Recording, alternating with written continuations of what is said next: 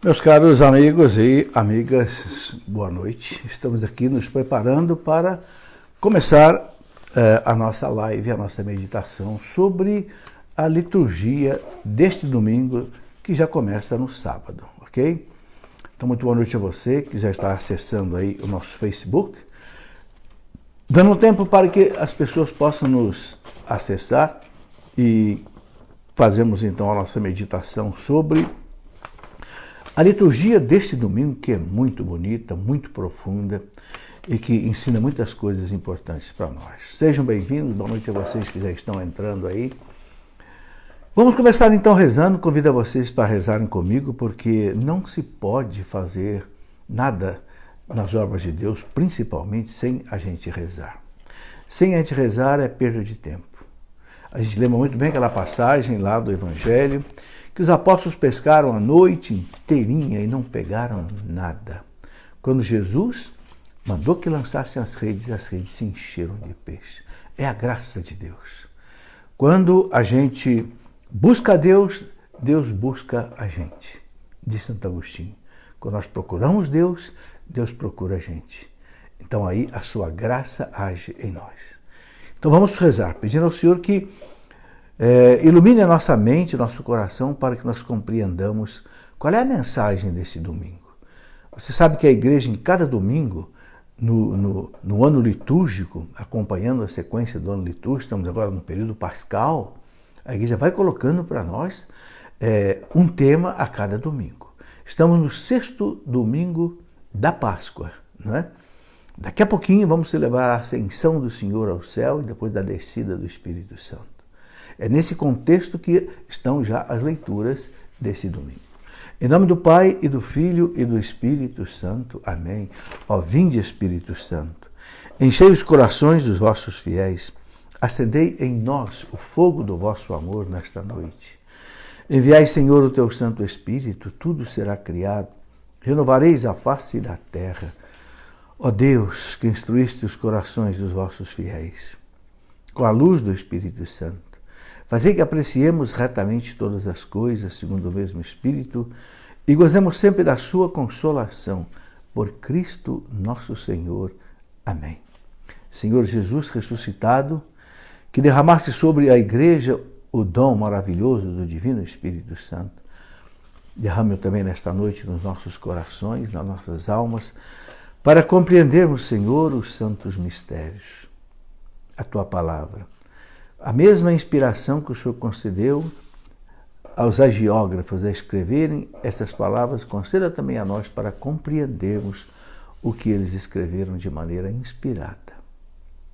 Ave Maria, cheia de graça, o Senhor é convosco. Bendita sois vós entre as mulheres e bendito é o fruto do vosso ventre, Jesus.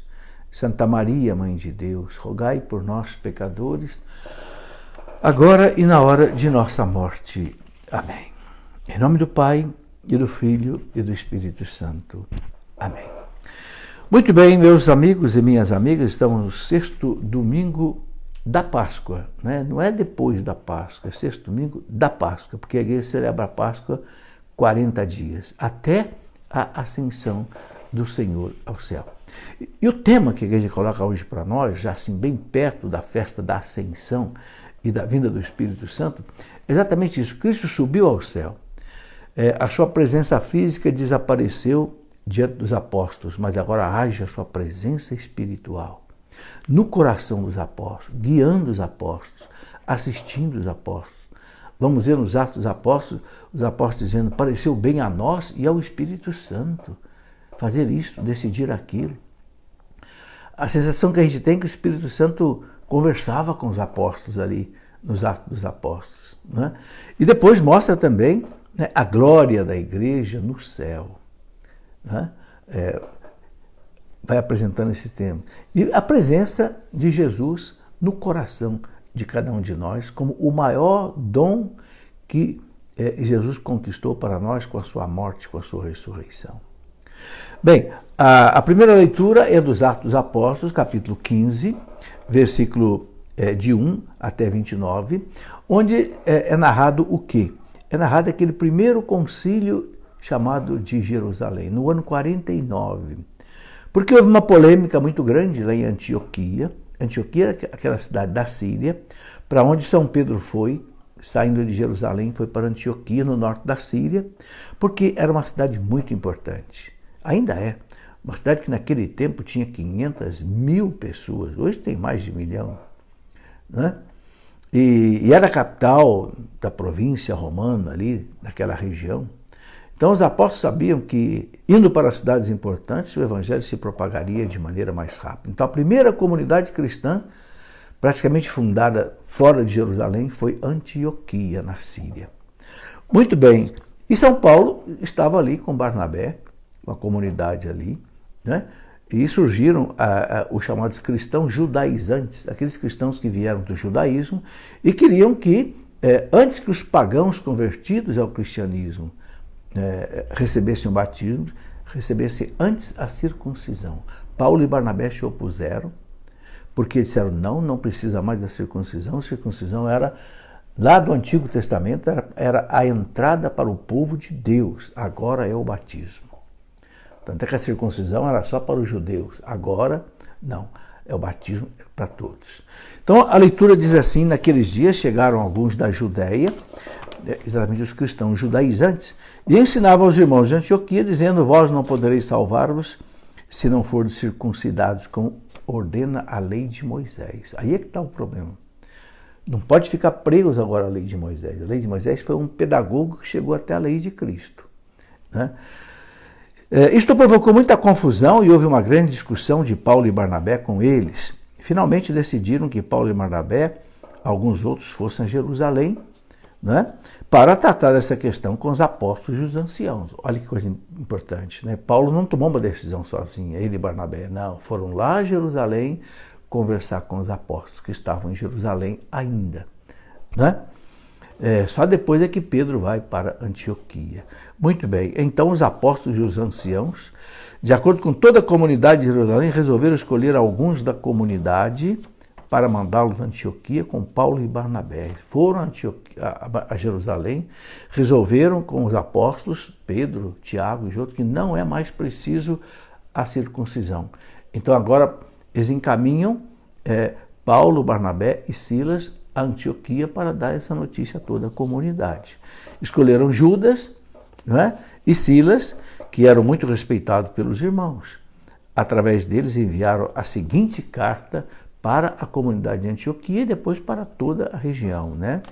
Dizendo, nós, os apóstolos e os anciãos, vossos irmãos, saudamos os irmãos vindos do paganismo e que estão em Antioquia e nas regiões da Síria e da Cilícia, né, que hoje é a região da Turquia.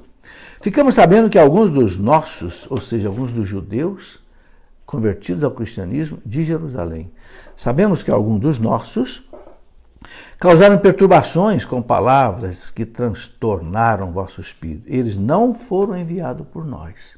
Ou seja, estavam agindo por conta própria quando queriam obrigar os pagãos a receberem primeiro a circuncisão da lei de Moisés antes de serem batizados. Então decidimos de comum acordo escolher alguns representantes e mandá-los até vós junto aos nossos queridos irmãos Barnabé e Paulo. Homens que arriscaram suas vidas pelo nome de nosso Senhor Jesus Cristo. Por isso estamos enviando Judas e Silas, que pessoalmente vos transmitirão a mesma mensagem. Porque decidimos, o Espírito Santo e nós. Olha que expressão bonita que aqui está nos Atos dos Apóstolos. Decidimos, o Espírito Santo e nós. Veja que intimidade eles tinham com o Espírito Santo que habita a alma de cada um, né?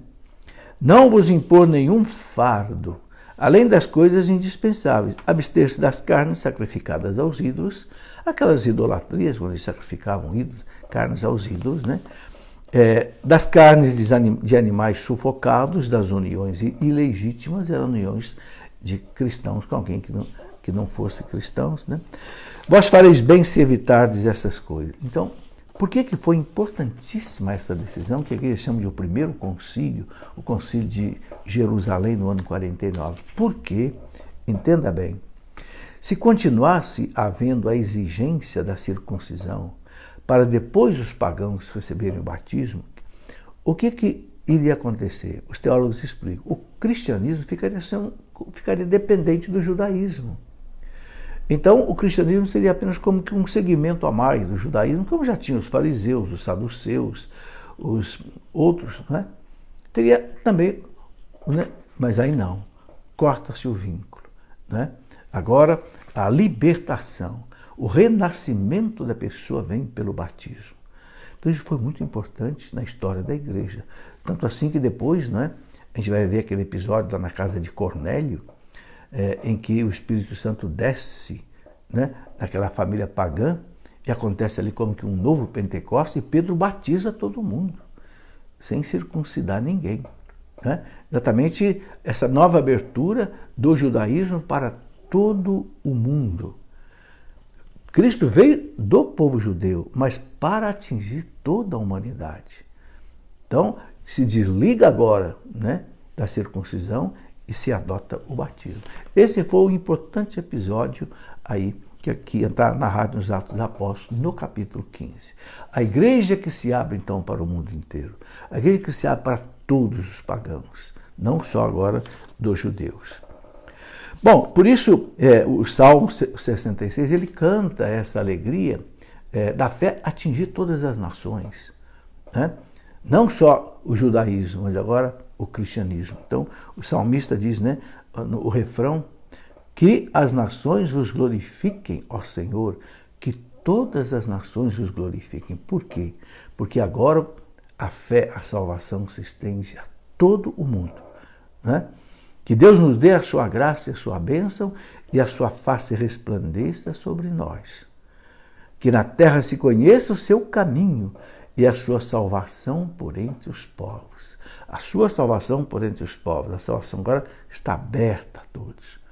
Ok? Exulte de alegria a terra inteira, diz o salmista, pois julgais o universo com justiça.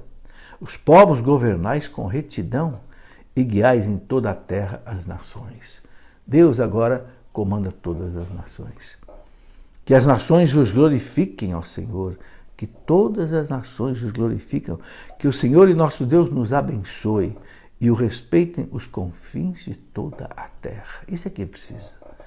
Toda a terra, né, diz aqui, respeitar a Deus. Infelizmente, estamos ainda longe disso, mas, né, é o projeto de Deus para a salvação da humanidade.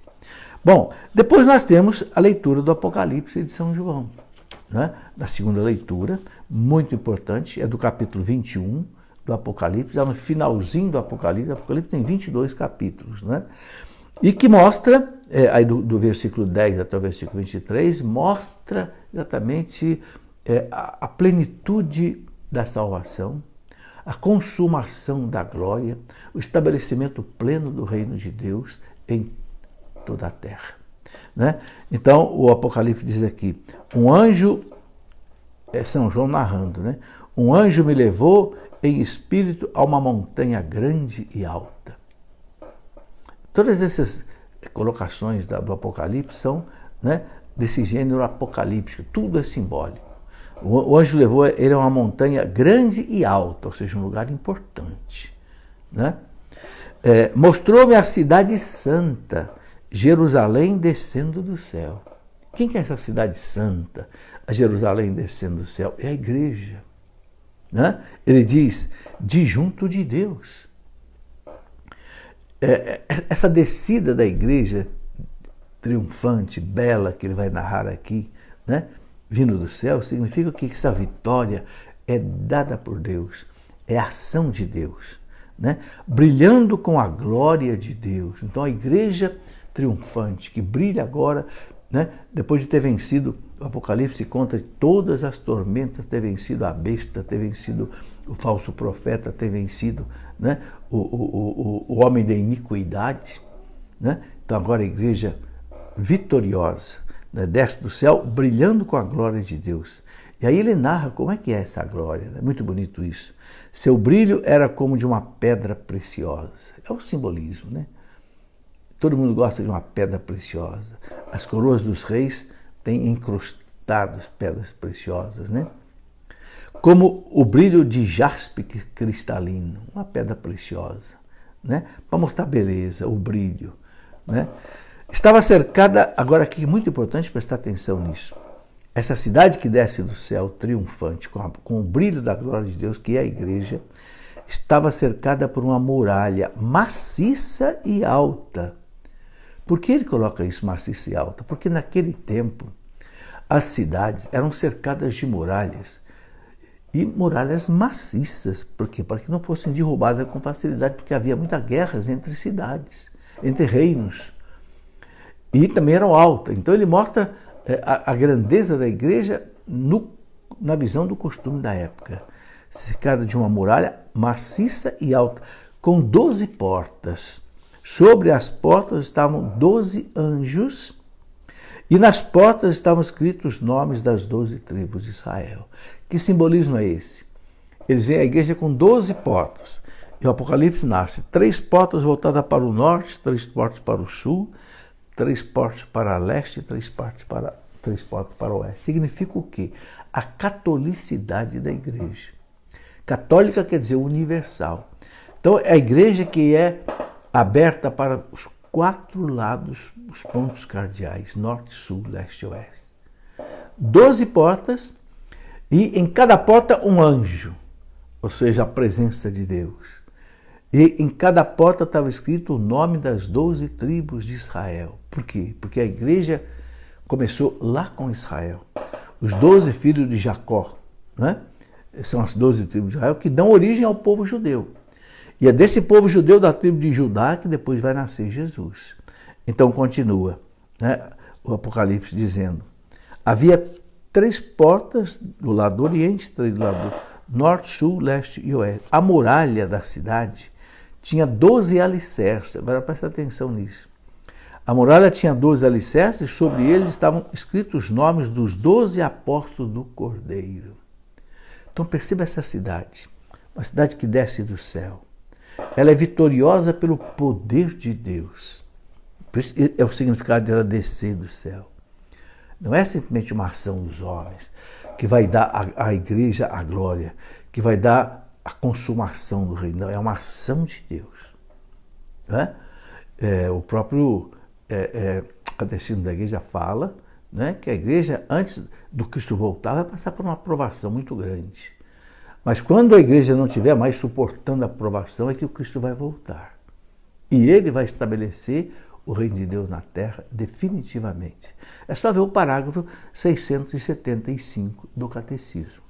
Muito bem, agora que coisa bonita. Então nós vimos uma muralha maciça, alta, com 12 portas, com os nomes dos 12, as 12 tribos de Israel. Agora ele vê 12 alicerces. E aí os alicerces ele vê em cada um deles, sobre eles estavam escritos os nomes dos 12 apóstolos do Cordeiro. Então a igreja é apostólica, a igreja é alicerçada, fundamentada nos apóstolos, ok? Aí a gente entende a igreja, né? Começa lá com Israel, as 12 tribos, mas o alicerce delas é a igreja. Sem apóstolos, sem os bispos, né, que são hoje os sucessores dos apóstolos, não existe igreja, ok?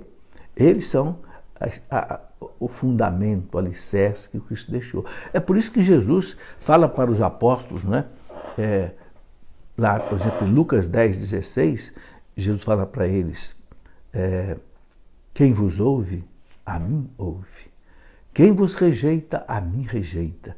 E quem me rejeita, rejeita aquele que me enviou. É muito sério. Quem vos ouve, quem ouve a igreja, quem ouve o Papa e os bispos em comunhão com ele, quem vos ouve, a mim ouve. Quem vos rejeita, a mim rejeita, quem me rejeita, rejeita o Pai, aquele que me enviou. E em outra passagem, Lucas 12:32, Jesus fala para os apóstolos, né? Não temas, pequeno rebanho, não temas, não tenha medo, porque foi do agrado do Pai dar-vos o reino. O reino que Jesus veio implantar na terra, ele entregou na mão da igreja. Não temas, pequeno rebanho, porque foi do agrado do Pai dar-vos o reino. Né? E aí, São João termina dizendo, não vi templo na cidade. Por que não existe mais templo nessa cidade, como é o templo de Jerusalém? Porque o templo é o próprio Deus. presente, pois o templo é o próprio Senhor, o Deus Todo-Poderoso e o Cordeiro, que vai habitar no meio da igreja, no meio de nós. Aí você tem, então, uma visão da igreja triunfante. A igreja que, pelo poder de Deus, né, desce do céu, né, gloriosa, triunfante, e que começou lá com as 12 tribos de Israel, que se consuma, se fundamenta nos 12 apóstolos do Cordeiro. Né? E ele termina dizendo, a cidade não precisa de sol, nem de lua, para a noite, né, que a ilumina, pois a glória de Deus é a sua luz, e a sua lâmpada é o Cordeiro. Que bonito. É a consumação da igreja na sua glória. Né? Desde que Cristo foi para o céu, né, ele voltará para consumar a glória da igreja. Então, esta é a visão que nós temos aí, né, da segunda leitura. E depois vem, então, agora o Evangelho. Né? No Evangelho, nós temos aí o Evangelho de São João, capítulo 14, versículo 23 até 29. Quem tem acompanhado a reflexão que eu faço todo dia de manhã sobre o Evangelho do dia,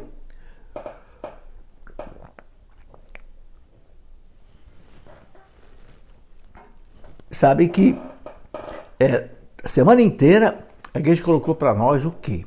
Cada dia um trecho daquela conversa que Jesus teve com os discípulos na Santa Ceia. Porque essa conversa é importantíssima.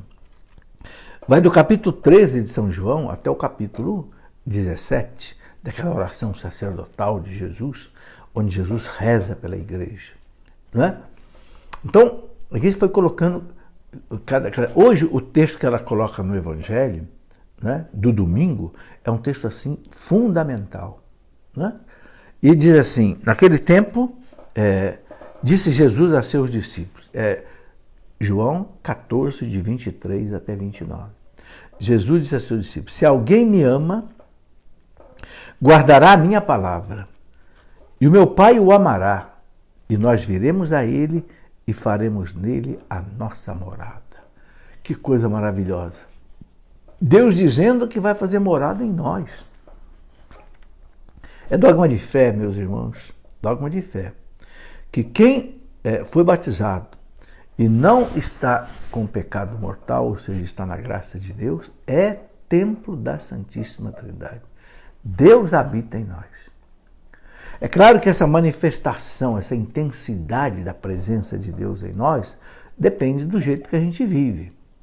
Quem vive uma vida relaxada, a vida cristã relaxada, a presença de Deus é uma presença de Deus assim, um tanto quanto amordaçada e inibida. Mas quem vive, né, como diz Santo Agostinho, quem procura Deus, Deus o procura. Né? Quem procura Deus na vivência sacramental, especialmente da confissão, para a sua purificação, na Eucaristia, para ter a presença, então, não só espiritual, mas material, física de Cristo. Né? Na contemplação, na meditação do Evangelho, nas meditações de um bom livro. Não sei, quem vive essa vida espiritual, a intensidade da presença de Deus em nós vai crescendo. Por que os santos tinham uma ação poderosa, faziam milagres, conversões em massa? Por quê? Porque tinham Deus neles de maneira assim, muito intensa, sabe? Porque muitas vezes nós bloqueamos a ação, a presença, a intensidade de Deus por causa dos nossos pecados. Ok? Por isso que é muito importante uma vida pura, uma vida... Né? São Paulo fala, vós sois templos do Espírito Santo. Primeira carta de São Paulo aos Coríntios, capítulo 6, versículo 19. Também no capítulo 3, São Paulo fala, vós sois o templo do Espírito Santo. E ele chama muita atenção das pessoas, por exemplo, para o perigo do pecado, da fornicação, né? do adultério, da prostituição. Ele fala, vocês vão entregar o templo de Deus na mão de uma prostituta? Vós sois o templo de Deus, São Paulo fala, e esse templo é sagrado. Quem destruir o templo de Deus, Deus o destruirá, São Paulo diz. Meus irmãos, é uma coisa muito séria. A igreja ensina que o maior dom que Jesus conquistou para nós exatamente com a sua morte e ressurreição é essa inabitação de Deus em nós, essa habitação de Deus em nós. Jesus diz aqui claro, né? Se alguém me ama, guardará a minha palavra e o meu Pai o amará. E nós, o Pai, o Filho e o Espírito Santo, porque Deus é inseparável, né? Nós viremos a Ele e faremos dele a nossa morada. Então, meus irmãos, nós temos que tomar consciência disso. Nós somos templo da Santíssima Trindade. Quando você for rezar, não vá buscar Deus lá longe, não. Não, Deus está aqui. Agora, uma coisa muito importante para a maioria dos católicos. Esse Deus que está presente aqui é um Deus ausente. É um Deus que a pessoa não encontra. Vai buscar Deus lá não sei onde. Olha, o que é que Jesus diz lá no Sermão da Montanha? Quando você for orar, entra no seu quarto, fecha a porta, o Pai está ali. E o Pai vai ouvir a tua oração. Está ali aonde? Está no seu coração. Entende? Então Deus está em nós, mas será que nós estamos em Deus? Essa é a reflexão que a gente tem que fazer. Eu tenho intimidade com Deus no meu coração? Ou esse Deus para mim é um Deus ausente? Um Deus que eu ignoro? Eu converso com esse Deus? Eu peço o que eu preciso? Eu louvo esse Deus? Eu bendigo esse Deus? Quando você reza, por exemplo, os Salmos, você percebe que o salmista conversa com Deus. O Senhor é a minha força, a minha luz, a minha salvação. A quem eu temerei? Né? Ainda que eu tenha que atravessar o vale da morte, não temerei, porque o Senhor vai comigo. É aquela intimidade com Deus, é vida interior. Vida interior com esse Deus que está em nós é intimidade com Deus. Você pode perguntar assim, mas eu não sinto Deus dentro de mim. Como é que faz para sentir Deus? Não, não é questão de sentir. Como é que você vive Deus dentro de você? Pela fé. Pela fé, não é pelo sentimento. Não, pela fé, eu creio. Jesus disse aqui, se alguém me ama, você ama, mas Jesus ama. E guarda a minha palavra, você guarda a palavra dele, do Evangelho, da doutrina da igreja, o meu Pai o amará. Então o Pai vai amar a gente, se nós amarmos Jesus, amarmos, né, a sua palavra, e nós viremos a Ele, faremos nele a nossa morada. É uma promessa de Deus. É pelo poder dele que se realiza, não é porque eu sinto o que eu não sinto. O que eu tenho é que acreditar. Eu acredito, Senhor, que o Senhor está na minha alma, porque a minha consciência não me acusa de nenhum pecado mortal. É pela graça. E aí, meus irmãos, quando Deus está em nós, e a gente deixa Deus agir em nós, então, como diziam os santos padres, nós somos alter Cristos. Nós somos como que um outro Cristo andando pelo mundo, fazendo o bem, abençoando, rezando, curando, ajudando as pessoas. Né? E continua, quem não me ama, não guarda a minha palavra. E Jesus fala claro nesse discurso aos apóstolos, né, na Santa Ceia, né? Se me amais, guardareis os meus mandamentos. Amar a Deus, meus irmãos, não é uma coisa sentimental. Amar a Deus não é uma coisa romântica, não. Amar a Deus é guardar a sua palavra, guardar os seus ensinamentos, guardar os seus mandamentos. Né? E Jesus coloca, e a palavra que escutais não é minha, mas do Pai que me enviou. Isto é o que vos disse enquanto estava convosco. Agora ele diz uma coisa muito bonita, mas o defensor, o Paráclito, o Espírito Santo que o Pai enviará em meu nome, ele vos ensinará tudo e vos recordará tudo o que eu vos tenho dito. Que promessa maravilhosa, meus irmãos. Eu não sei se você já atentou bem para isso. Eu vou repetir.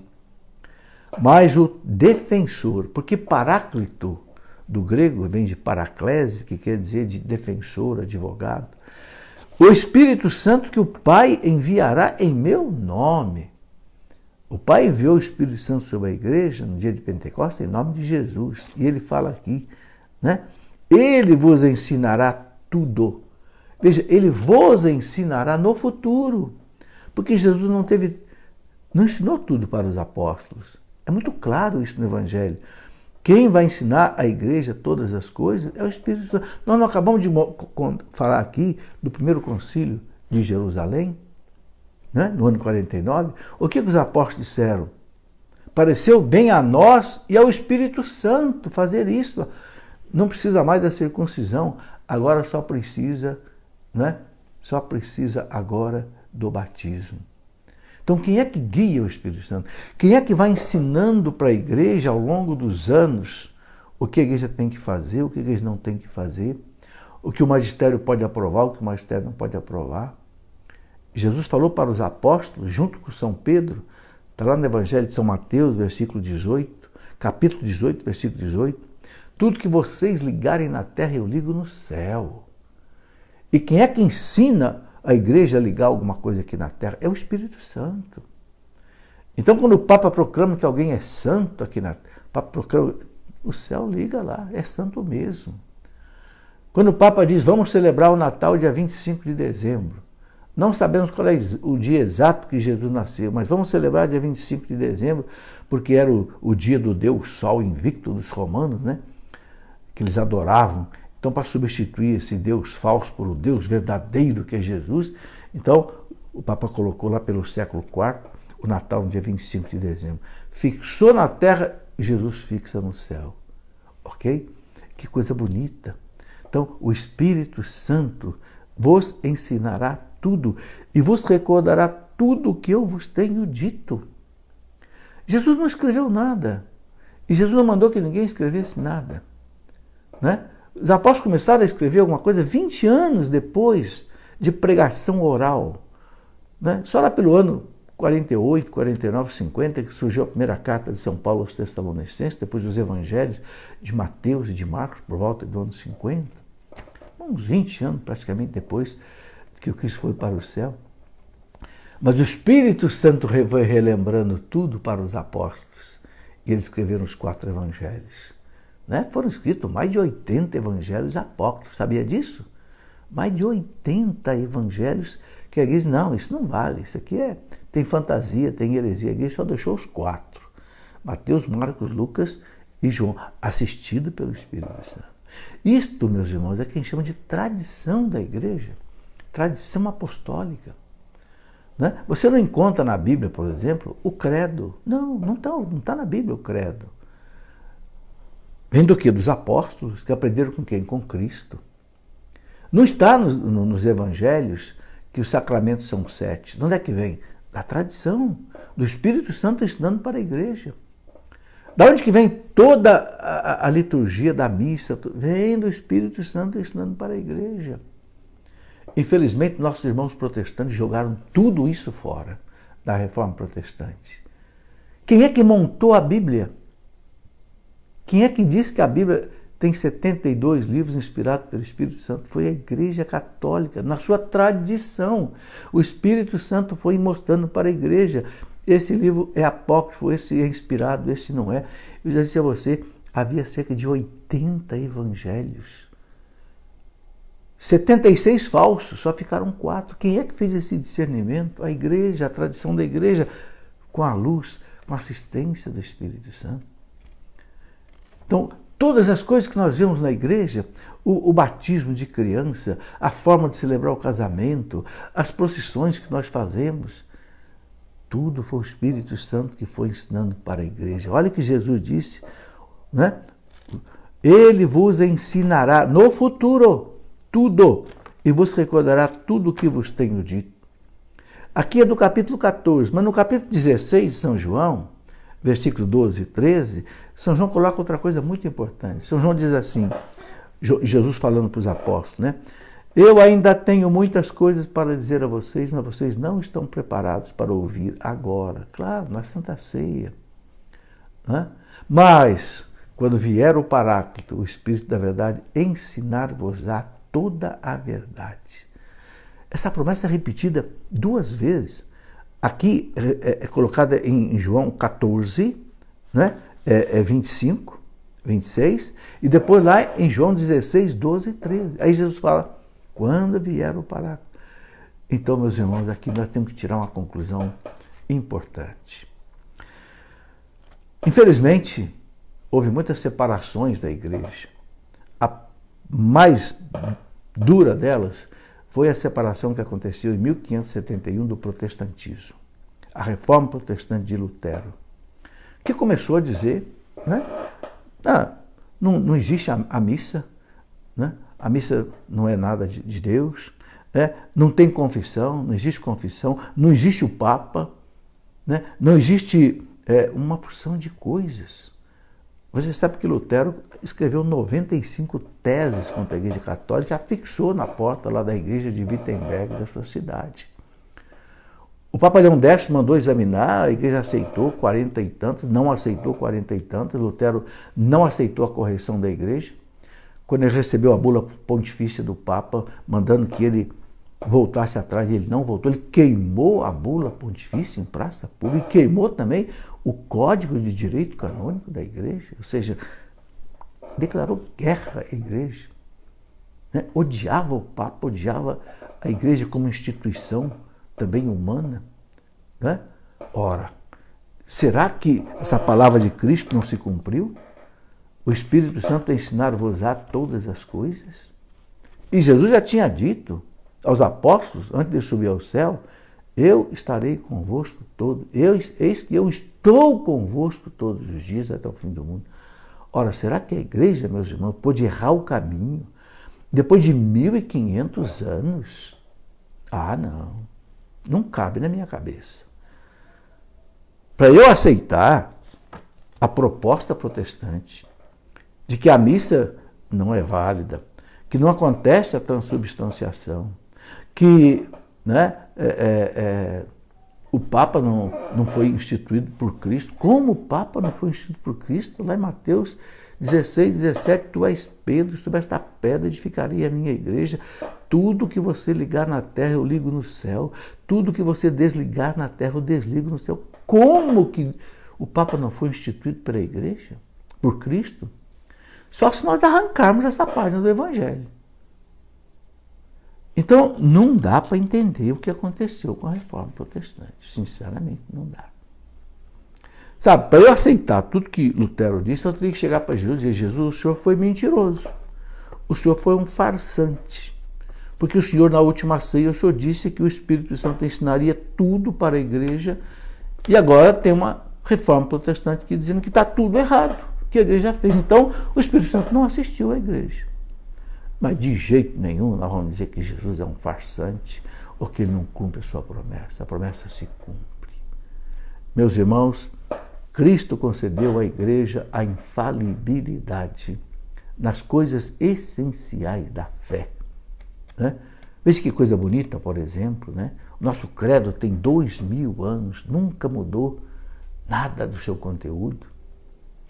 Nós já tivemos 266 papas, nunca um papa cancelou um ensinamento doutrinário, dogmático de um papa anterior. Nós já tivemos 21 concílios ecumênicos universais, onde o Papa chama todos os bispos do mundo. Nunca um concílio cancelou alguma coisa anterior. Por quê? Porque o Espírito Santo assiste à igreja. Ele não ensina uma coisa no século I, outra coisa no século X, outra coisa no século XX. Não. O Espírito Santo não se contradiz. Na igreja não tem contradição de doutrina. Não tem. É uma coisa maravilhosa. Uma das coisas que mais me dá convicção de ser católico é ver esses 2000 anos de história da igreja guiada pelo Espírito Santo. É o cumprimento dessa promessa de Jesus. Quando vier o Paráclito que o Pai enviará em meu nome, ensinar-vos-á todas as coisas. Que tranquilidade. A gente pode descansar nessa igreja, porque ela tem realmente essa segurança do Espírito Santo. E é uma promessa de Jesus, na Santa Ceia, na despedida. Sabe, meus irmãos, Jesus não ensinou tudo. Você pega no Evangelho de São João, o último capítulo, o último versículo do capítulo 20 e o último versículo do capítulo 21 do Evangelho de São João, o que São João fala? São João diz assim: se fôssemos escrever tudo o que Jesus disse e fez, o mundo inteiro seria pequeno para conter todos os livros que seriam necessários escrever. São João usa até uma figura de linguagem aí exagerada, né? O mundo inteiro seria pequeno para conter todas as coisas que seriam precisas. Ora, o que São João está dizendo? Tem muita coisa que não foi escrita. E depois ele completa ainda no outro versículo, ele fala, isso que nós escrevemos é apenas o necessário para que vocês creiam que ele é o Cristo, o Salvador, e crendo nele, né, tenham a salvação. Então tem muita coisa que Jesus não ensinou. Você acha que aqueles apóstolos, pescadores, tinha 4 pescadores ali, Pedro, o irmão de Pedro, André, Tiago e João, pescadores, homens simples. Né? Você acha que aqueles homens, eles vão ter condição de entender toda a teologia que a igreja entende hoje? Mariologia, cristologia, pneumatologia, liturgia, teologia sacramental e tudo, escatologia, mas... Então Jesus deixou que o Espírito Santo guiasse a igreja, assistisse a igreja, até e continua assistindo. Por isso que a igreja se baseia em 3 colunas: a Sagrada Escritura, a Sagrada Tradição e o Sagrado Magistério, formado pelo Papa e pelos bispos, que interpretam a Sagrada Escritura, interpretam a Sagrada Tradição e trazem para nós a doutrina, que está aonde? Está exatamente, né, no Catecismo da Igreja Católica, como um resumo. Claro que está nas encíclicas, está nos documentos dos concílios, mas num resumo está no Catecismo da Igreja Católica. Entende? Esta é a nossa certeza, essa é a nossa garantia, né? de que nós caminhamos na verdade. Né? O Catecismo fala no parágrafo, né, 571, o Catecismo fala: a salvação está na verdade. E a verdade é essa. É por isso que São Paulo fala a Timóteo, né? 1 Timóteo 2,4, Timóteo, Deus quer que todos se salvem e cheguem ao conhecimento da verdade. Mas onde é que está essa verdade? Paulo fala para Timóteo, 1 Timóteo 3,15. 1 Timóteo 3,15. Timóteo, a igreja é a coluna e o fundamento da verdade. A igreja, Timóteo, é a coluna e o fundamento, o alicerce da verdade. Por que Paulo usa essas 2 palavras, coluna e alicerce? Eu vou pedir para você imaginar um prédio que está sendo construído. O que se faz, primeiro de tudo? O fundamento, o alicerce. Né? Se cravam no chão brocas profundas. Às vezes são toneladas de ferro e concreto enterradas no chão para sustentar o peso do prédio. Depois vem as colunas. Aí você olha para um prédio assim, parece um esqueleto, né? Feito de ferro e de concreto. Pronto. Ali está pronto o mais importante. O resto é perfumaria. Se você vai fechar as paredes com vidro, com placa de metal, com tijolo, não tem problema nenhum, porque não é a parede que vai dar a estrutura, a força ao prédio. Não. O que sustenta o prédio é o fundamento, o alicerce e a coluna. Por isso que São Paulo diz a Timóteo, 1 Timóteo 3,15, Timóteo, a igreja é a coluna e o fundamento da verdade. Né? Por isso que Santo Agostinho dizia, né? Fora da igreja se encontra tudo, menos a salvação. Santo Agostinho. Fora da igreja você encontra de tudo, menos a salvação. Por quê? Porque você não encontra a verdade. Então, palavra de um santo doutor. Bom, e Jesus continua dizendo aqui, né? Deixo-vos a paz, a minha paz vos dou. Mas não a dou como o mundo. Não se perturbe, nem se intimide o vosso coração. Que coisa maravilhosa, a paz de Jesus, né? Eu vos dou a paz, eu vos deixo a minha paz. Mas ele fala, mas não é essa a paz do mundo. A paz simplesmente baseada aí em negociações, em, não sei, mesas de conferência, essa paz que nunca se realiza e os homens estão sempre brigando, sempre fazendo guerra. É a paz, uma consciência tranquila. É a paz de quem não tem pecado. É a paz de quem não tem peso na consciência. É a paz de quem não sente remorso. É a paz de quem ouve a palavra de Deus, põe em prática a palavra de Deus. É a paz de quem ama a Deus. Essa é a paz de Jesus. Né? A paz que muitas vezes a gente enfrenta no sofrimento também. Mas mesmo no sofrimento, mesmo na perseguição, nós encontramos a consolação de Deus. Santo Agostinho dizia que a caminhada da igreja nesse mundo acontece entre as perseguições do mundo e as consolações de Deus. A caminhada da igreja nesse mundo acontece entre, né, as perseguições do mundo, como o mundo persegue a igreja, né? Mas as consolações de Deus, sabe?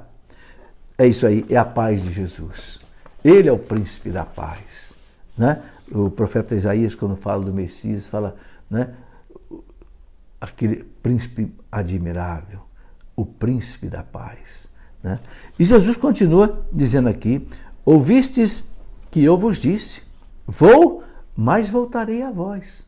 Só que ele não vai voltar mais pessoalmente agora, ele vai voltar pelo Espírito Santo. E onde está o Espírito Santo? Está o Pai, está o Filho. Por quê? A igreja ensina que a Santíssima Trindade ela é inseparável. Onde está um, está os três. Porque Deus é um só. Deus é um em três pessoas.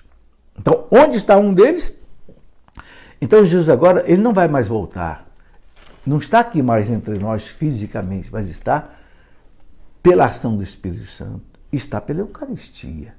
Na Eucaristia, ele está corpo, sangue, alma, divindade. Deus está ali em plenitude. Né? Então, por isso que ele diz, ouviste que foi, voltarei a vós. Se me amasseis, ficarias alegres, porque vou para o Pai. Pois o Pai é maior do que eu. Que história é essa que o Pai é maior do que eu? Ele está falando enquanto homem. Jesus é Deus. Como Deus, ele tem a mesma glória do Pai. Mas como homem, ele é inferior ao Pai, claro. Né? Mas aí não deixa de ser Deus. Né? Ele diz, vocês ficariam alegres porque eu vou para o Pai. Por que ficariam alegres porque eu vou para o Pai? Porque vai nos levar de volta para Deus. Cristo, meus irmãos, quando ele se encarnou, ele se uniu à humanidade, porque ele se fez homem. Vocês já sabem muito bem, eu escrevi um livro sobre o purgatório, sobre o pecado original. O pecado original expulsou o homem do céu, da presença de Deus. Cristo foi buscar. Como é que Cristo foi buscar o homem de volta para Deus? Se encarnando, fazendo-se homem, assumindo nele toda a humanidade. Assim como toda a humanidade estava em Adão, porque Adão foi o primeiro homem, e quando Adão pecou, toda a humanidade experimentou o pecado e a morte. Cristo, agora o novo Adão, ele se une de novo à humanidade para ele, com a sua morte, matar a morte e trazer a humanidade para Deus. Enquanto ele sobe para o Pai, ele nos leva de novo para o seio da Trindade. Por isso que ele fala aqui, né? Se me amasseis, ficarias alegres porque eu vou para o Pai. Né? Pois o Pai é maior do que eu. Eu vou para o Pai também como homem, levando vocês. Né? Por isso que São Paulo fala, né? Se ressuscitastes com Cristo, buscai as coisas do alto, do Cristo que está à direita do Pai. Nós estamos com Ele. Né? Disse-vos isto agora, antes que aconteça, para que quando acontecer, vós acrediteis. Então, meus irmãos, fechando essa nossa reflexão, né? O que a liturgia quer nos mostrar? O Cristo viveu pessoalmente no meio dos apóstolos, foi para o céu, na sua ascensão. A igreja tem a sua caminhada, né? Aqueles 1000 anos do Apocalipse, que significa o quê? Da primeira vinda de Cristo até a segunda vinda de Cristo. O 1000 no Apocalipse é simbólico, significa um longo tempo. Você fala assim, já tentei esse negócio aqui mais de 1000 vezes, não deu certo. Você não tentou mais de 1000 vezes, é uma linguagem, né? Então o Apocalipse fala, os 1000 anos, é o tempo da igreja, né? Da vinda de Cristo a primeira até a segunda. Né? Mas então esse Cristo virá, então a igreja descerá do céu assim gloriosa, triunfante, como nós vimos aqui na leitura do Apocalipse, né? Onde tudo vai ser transformado, haverá novos céus, haverá nova terra, não haverá mais lágrimas, não haverá mais choro, não haverá mais dor, né? Tudo se fará novo, inclusive o universo vai ser renovado. Sim, uma coisa que eu gostaria de dizer aqui é que o mundo não vai acabar no sentido de que vai desaparecer. Não, o mundo vai ser transformado. Eu quero ler aqui, né, eu estou aqui com o Catecismo da Igreja Católica na mão. Se você ver, por exemplo, o parágrafo 1047 do Catecismo, ele fala isso bem claro. O mundo não vai desaparecer. O nosso corpo vai desaparecer, Deus vai fazer outro, né? Nós vamos ressuscitar. O mundo foi feito para o homem, então o mundo será também renovado. Por isso que a Bíblia fala em novos céus e nova terra. Então haverá uma nova terra, que nós não sabemos como é. E eu quero ler para você aqui o que a igreja diz, está aqui no parágrafo 1407 do Catecismo, porque aí com a palavra da igreja a gente tem total segurança, né? O Catecismo diz assim, ó, eu gosto muito dessa citação aqui. Ele diz assim, quando fala, aliás, não é 1407, desculpa, é 1047, 1047, tá? 1047, ele diz assim, pronto, já achei aqui, já vou ler. Diz assim, também, ele está falando da segunda vinda de Cristo, da parousia, da escatologia. Também o universo visível está, portanto, destinado a ser transformado. Não é aniquilado. Estou lendo o parágrafo 1047. Também o universo visível, quer dizer, material, está, portanto, destinado a ser transformado, a fim de que o próprio mundo, restaurado em seu primeiro estado, o que é o primeiro estado? Antes do pecado original, esteja sem mais nenhum obstáculo a serviço dos justos, ou seja, daqueles que se salvarem, participando da sua glorificação em Cristo ressuscitado. Então o universo vai participar da glorificação do Cristo ressuscitado. E há uma citação do Catecismo aqui, né? Santo Irineu coloca isso nos seus escritos Adversos Heréis, Santo Irineu, que é doutor da igreja. Agora, o Catecismo também coloca o seguinte: ignoramos o tempo da consumação da terra. Não sabemos quando isso vai acontecer. Não sabemos quando será o que chama de fim do mundo. Não sabemos. Né? E da humanidade. E desconhecemos a maneira de transformação do universo. Então aqui ele fala, não sabemos quando vai acontecer e nem sabemos como vai haver a transformação do universo. Mas vai haver a transformação do universo. Entenderam? Está aqui, ó. E aí ele coloca assim, passa certamente a figura deste mundo deformada pelo pecado, mas aprendemos que Deus prepara uma nova morada e nova terra. Nela reinará a justiça e sua felicidade irá satisfazer e superar todos os desejos de paz que sobem aos corações dos homens. Né? Bom, está lá na Gaudium et Spes também do Concílio Vaticano II, número 39, no inciso 1º. Tá aí, meus irmãos. Então, a liturgia deste domingo mostra a igreja, né, que vai ser triunfante, vai ser glorificada com a volta de Cristo, onde haverá novos céus e nova terra. Ok? Veja como essa liturgia deste domingo é consistente, né, forte. E o Espírito Santo que guia a igreja nesses 1000 anos, entre aspas, né, desse tempo da vinda primeiro de Cristo até a vinda segundo de Cristo, para que a igreja chegue à consumação da sua glória. Amém? Desejo a você um santo domingo, uma boa e santa missa, que você possa beber nessas fontes da liturgia, né, ser edificado na sua fé, na sua esperança e na sua caridade. Eu quero agradecer, Senhor, mais essa oportunidade que o Senhor nos dá de poder refletir aqui nesta noite sobre esta liturgia. Que todos nós, Senhor, possamos ser edificados, confortados, né, com isso que o Senhor nos coloca para nós na liturgia deste domingo.